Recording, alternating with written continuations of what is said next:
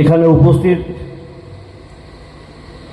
সমস্ত সুধী নাগরিকবৃন্দ, তাদেরকেও বয়স অনুসারে আমার শ্রদ্ধা, শুভেচ্ছা, অভিনন্দন। পর্যটন একটা বড় শিল্প, কিন্তু সেই শিল্পের বিকাশ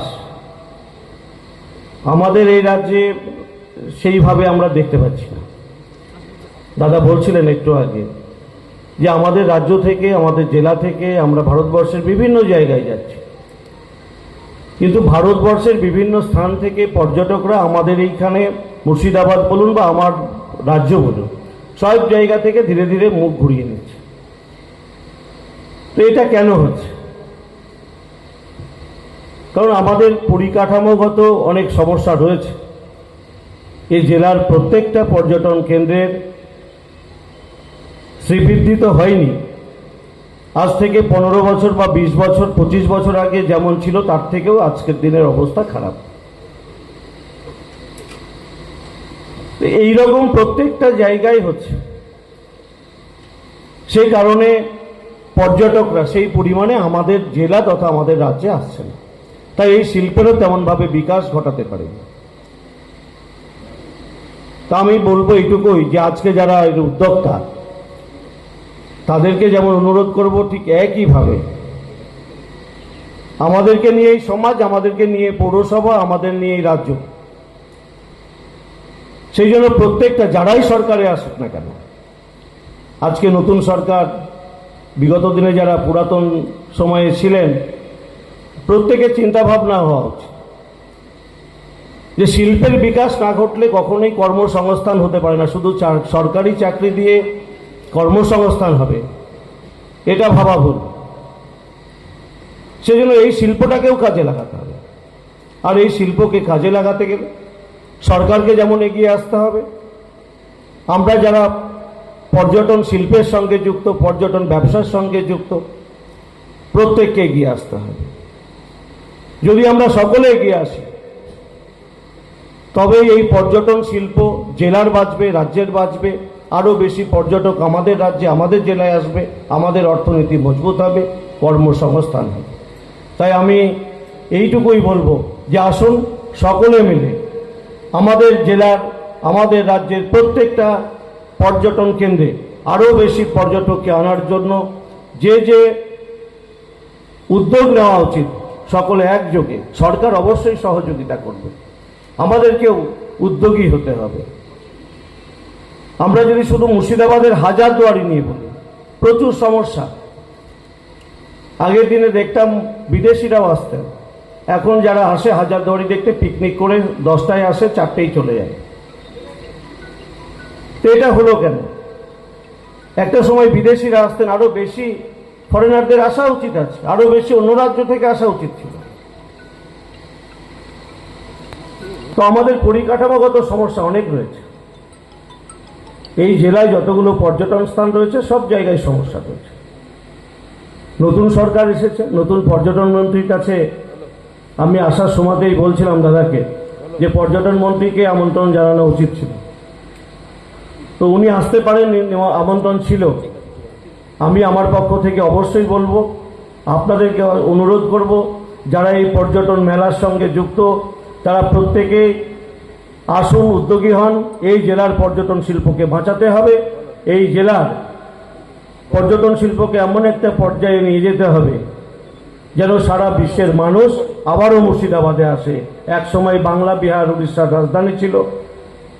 সেই জেলার পর্যটন শিল্প আজকে ঢুকছে সরকারের সহযোগিতা নিয়ে, এবং আমরা যারা এই পর্যটন শিল্পের সঙ্গে যুক্ত, তারা প্রত্যেকের সহযোগিতায় মুর্শিদাবাদ জেলার পর্যটন শিল্প আবার জেগে উঠুক। আবার আমাদের এই শিল্প পরিকাঠামোর উন্নয়নের মধ্যে দিয়ে আমরা মুর্শিদাবাদকে এগিয়ে নিয়ে যাব, আমাদের রাজ্যের পর্যটন শিল্পকে এগিয়ে নিয়ে যাব। প্রত্যেকে ভালো থাকবেন, প্রত্যেকে সুস্থ থাকবেন। ধন্যবাদ। জয় হিন্দ, বন্দে মাতরম, ভারত মাতা কি জয়।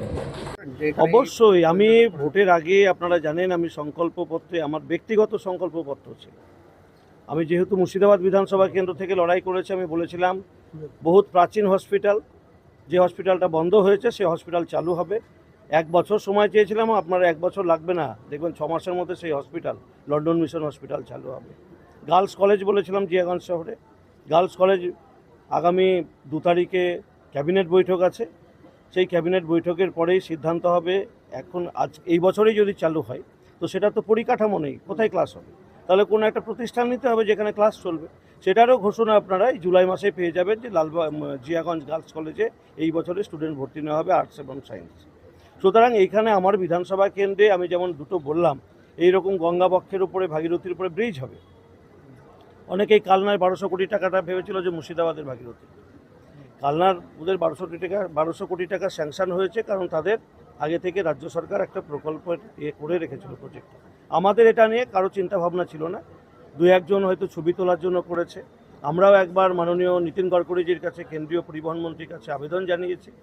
তবে এটুকু বিশ্বাস রাখতে পারেন যে আগামী 5 বছরের মধ্যে এই মুর্শিদাবাদ বিধানসভার মধ্যে দিয়ে আরও একটা গঙ্গার উপরে অর্থাৎ ভাগীরথী নদীর উপরে ব্রিজ হবে। এছাড়াও পর্যটন শিল্পের বিকাশ, কর্মসংস্থানের জন্য ছোট শিল্প, ক্ষুদ্র শিল্প, আমাদের প্রত্যেকটা ব্লকে হিমঘর স্থাপন।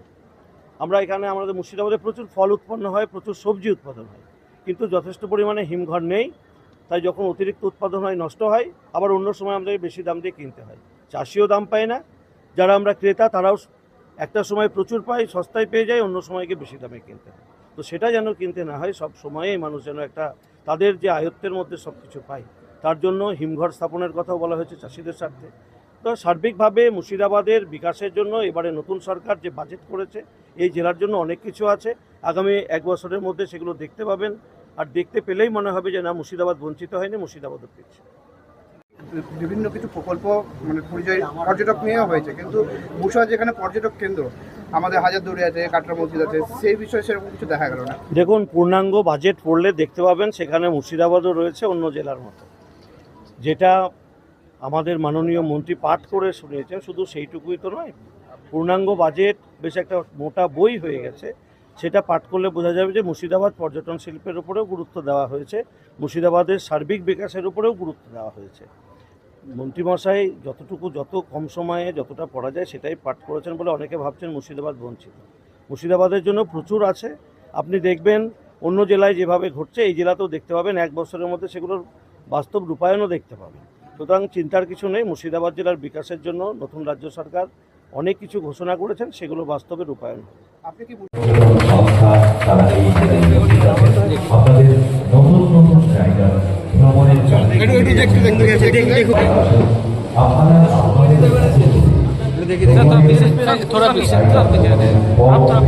आप लोग पीछे चलिए ना, दूर से भी आएगा, जूम करके लो। अरे जूम नहीं, आप सामने तो आप आ जाए, आपको आवाज नहीं करना है, चुपचाप लेना है, लो। हमको ज्ञान देने का जरूरत नहीं है।